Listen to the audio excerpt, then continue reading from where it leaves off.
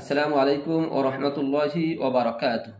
আলহামদুলিল্লাহি রাব্বিল আলামিন ওয়াসসালাতু ওয়াসসালামু আলা রাসূলিহি মুহাম্মাদিন ওয়া আলা আলিহি ওয়া আসহাবিহি আজমাইন, আম্মা বা'দ। মহান আল্লাহ তাআলার ঘোষণা অনুযায়ী নিশ্চিত জাহান্নামীদের পরিচয় বা বিবরণ সম্পর্কের ভিডিও সিরিজে আপনাদের সবাইকে স্বাগত জানাচ্ছি। এবং আমার বিভিন্ন ভিডিও আলোচনা যারা দেখেছেন, শুনেছেন এবং লাইক, শেয়ার ও কমেন্ট করেছেন তাদের প্রতি কৃতজ্ঞতা প্রকাশ করছি। এবং দিন প্রচারের মহৎ কাজে শরিক হওয়ার জন্য আমার প্রতিটি ভিডিও আলোচনা শেয়ার করে ছড়িয়ে দিতে এবং আমার ইউটিউব চ্যানেলটি সাবস্ক্রাইব করতে সবাইকে বিনীত অনুরোধ করছি। আজকে আমার আলোচনার শিরোনাম হলো মিথ্যা, গুজব ও ভ্রান্ত ধারণা নিশ্চিত করে জাহান্নামে যাওয়া এবং ধ্বংস করে সমাজ ও রাষ্ট্রের শান্তি শৃঙ্খলা। এই বিষয়ের উপর আমি কয়েকটি আয়াত ও হাদিস উপস্থাপন করব এবং সংক্ষিপ্ত আলোচনা শেষ করব ইনশাআল্লাহ। ওমা তাওফিকি ইল্লা বিল্লাহ। আমার এই সিরিজের অর্থাৎ আল্লাহ তাআলার ঘোষণা অনুযায়ী নিশ্চিত জাহান্নামে যাওয়ার প্রথম আলোচনাগুলি ছিল যে সামনে পিছনে মানুষের নিন্দা বা গীবত করা। এর উপর আমি 5টি ভিডিও করেছিলাম।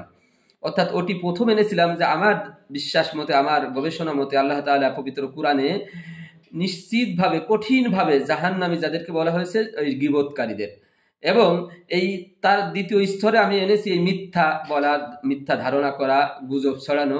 এটাও কোনো অংশে কম না। আপনারা দেখবেন যে আয়াত শুনলে কোনোটির থেকে কোনোটি কম না।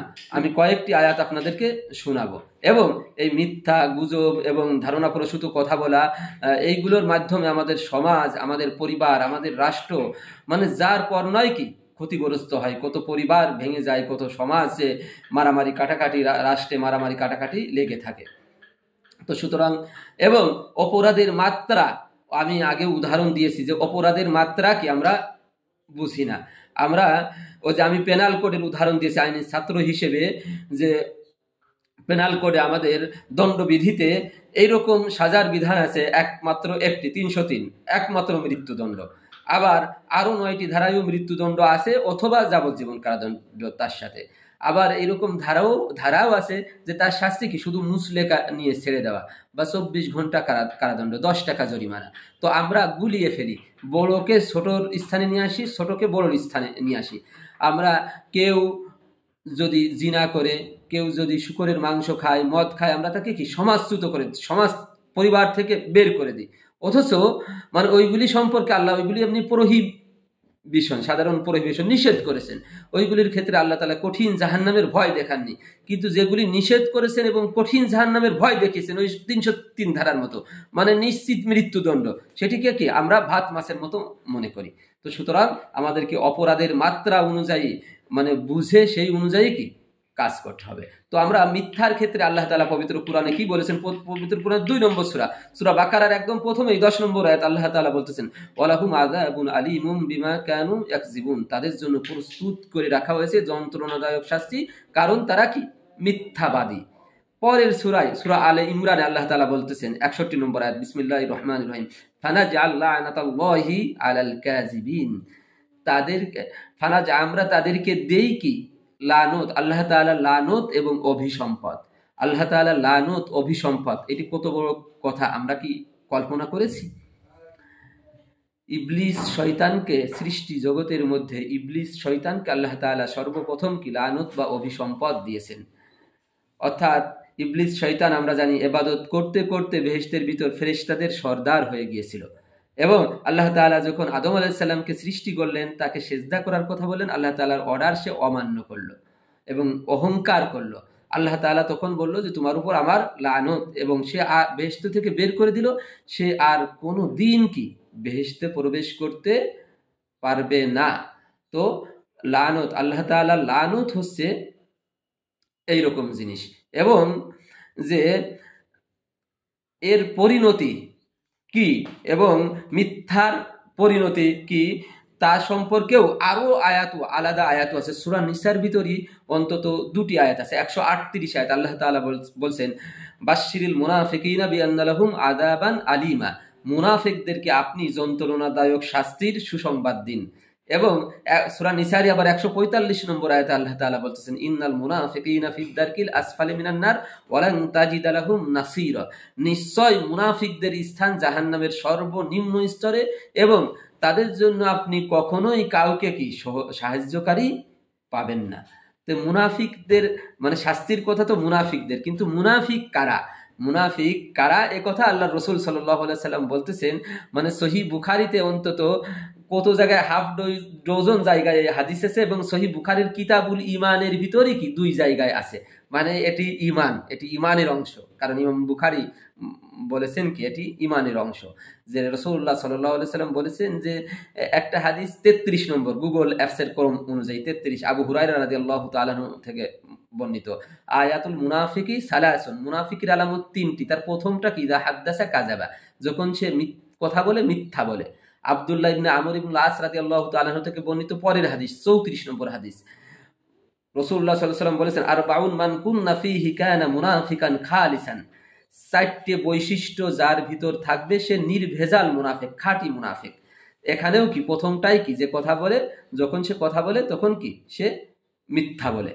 তো সুতরাং আমরা স্পষ্ট হলাম যে মিথ্যাবাদী কি 1 নম্বর মুনাফিক, এবং তার স্থান কি জাহান্নামের সর্বনিম্ন স্তরে। তাহলে আলাদাভাবে মিথ্যাবাদী হিসেবে জাহান্নামের কথা বলা হয়েছে, আবার মিথ্যাবাদী মুনাফিক হিসেবে কি আরো কঠিন ভাষায় একমত সূরা নিসার থেকেই কি 2টো আয়াত বললাম, বাশিরুল 138 145, এবং আরো হাদিস আছে সহিহ বুখারীতে গুগল অ্যাপসের ক্রম অনুযায়ী 95 নম্বর হাদিস, আব্দুল্লাহ রাদিয়াল্লাহু তাআলা আনহু থেকে বর্ণিত, রাসূলুল্লাহ সাল্লাল্লাহু আলাইহি ওয়াসাল্লাম বলেছেন ইন্নাল কিযবা ইয়াহদি ইলাল ফুজুর, নিশ্চয় কি মিথ্যা পাপের দিকে নিয়ে যায়, অল ফুজুর ইয়াহদি ইলান নার, এবং পাপ কি নিশ্চিতভাবে জাহান্নামের দিকে নিয়ে যায়। তাহলে আমরা কতগুলি হাদিস, কতগুলি আয়াত, এবং আমি যেহেতু আরো ভিডিও করব, আরো আয়াত আরো হাদিস আপনাদেরকে দেখাবো ইনশাল্লাহ এই মিথ্যার বিষয়ে।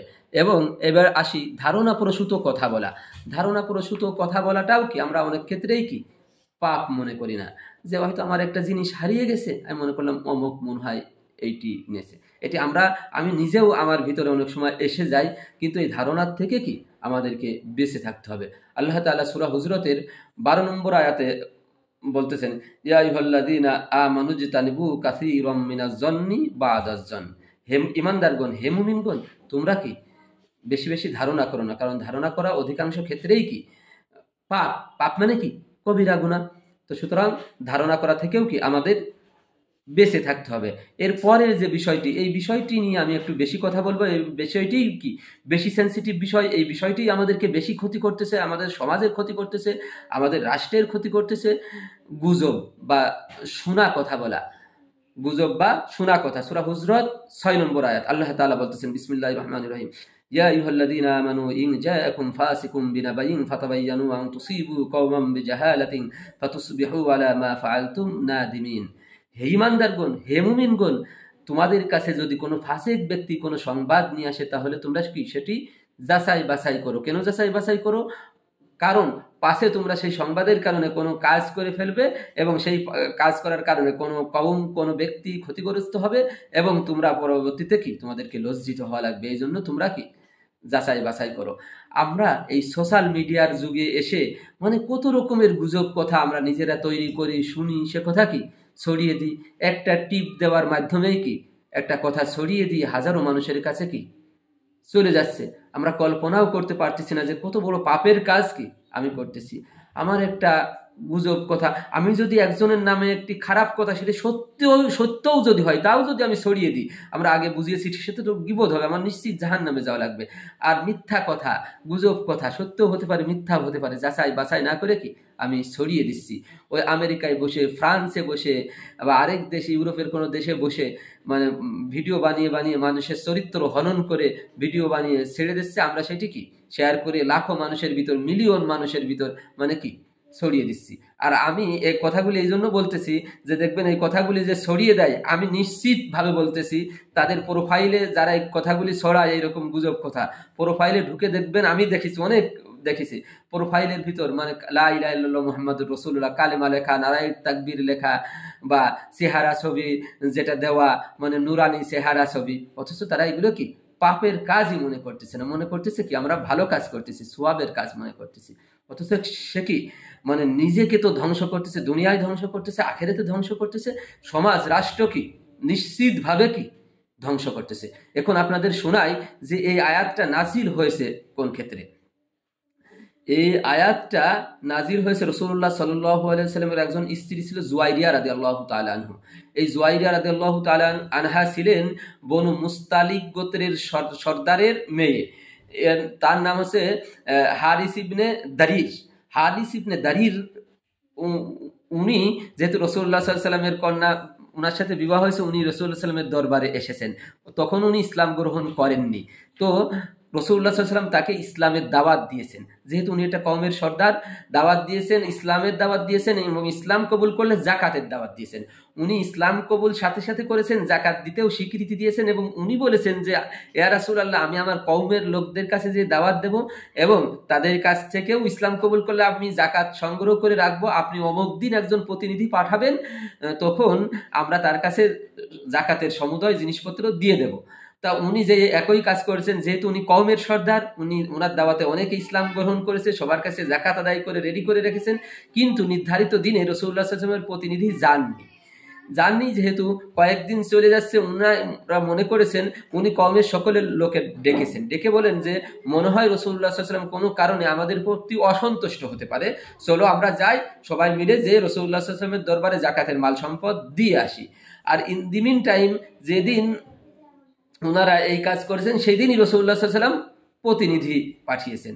প্রতিনিধি পাঠানোর পরে ওই প্রতিনিধি ছিল ওয়ালিদ ইবনে উকবা নামে, রাসূলুল্লাহ সাল্লাল্লাহু আলাইহি ওয়াসাল্লামের একজন সিনিয়র সাহাবী। এমনকি আমি যতদূর জানি সে বদর যুদ্ধেও অংশগ্রহণ করেছে।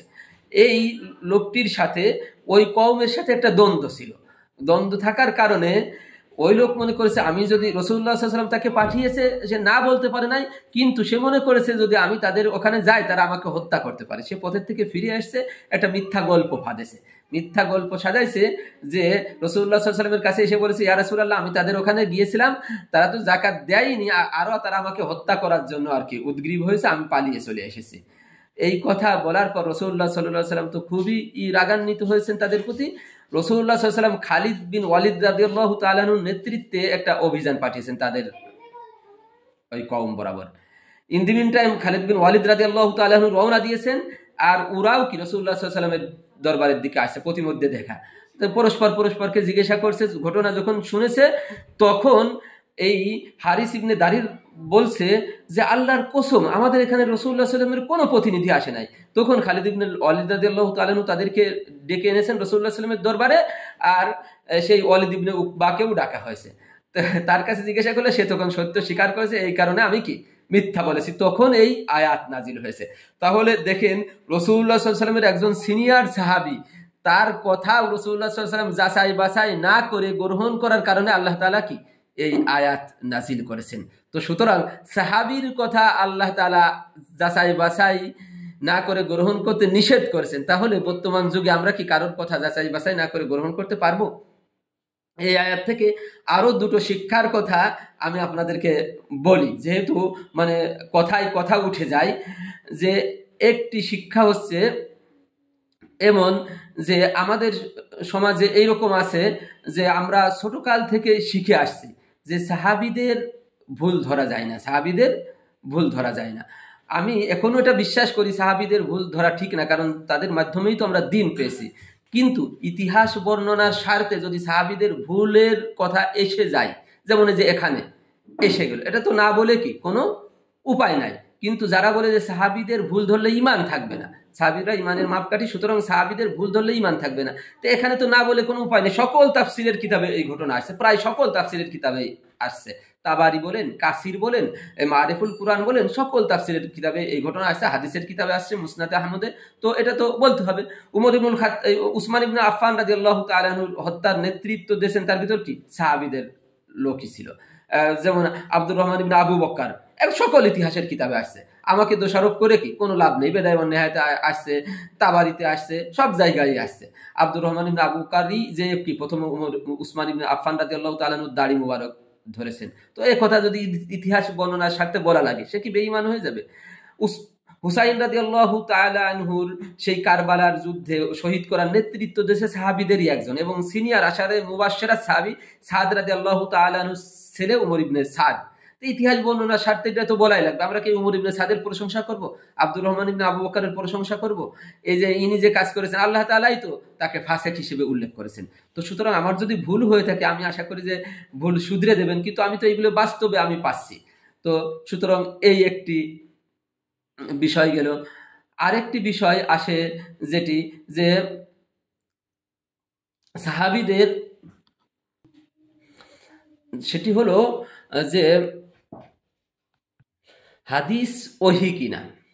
আমি গত কয়েকটি ভিডিওতে, অনেক ভিডিওতে আমি এই বিষয়ে আলোচনা করেছি যে আমাদের সমাজের, আলেম সমাজেরই কিছু মানুষ মানে কুরআন আর হাদিস সমকক্ষ করে ফেলে দেয়, এমনকি অনেক সময় হাদিস দ্বারা কোরআনকে জাস্টিফাই করে।